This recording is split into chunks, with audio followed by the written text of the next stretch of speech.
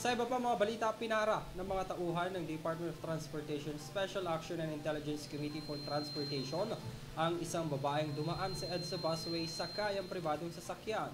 Ang naturang babae naka-uniforme ng Philippine Army, si Ryan Nesino para sa detalye ng balita.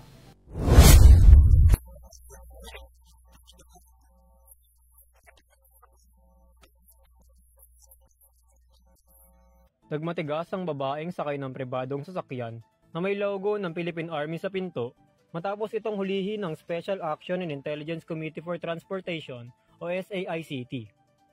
Batay sa report ng SAICT, nagmamadali umunong makadalo sa isang conference meeting sa Taguig ang sundalong babae kasama ang driver nito.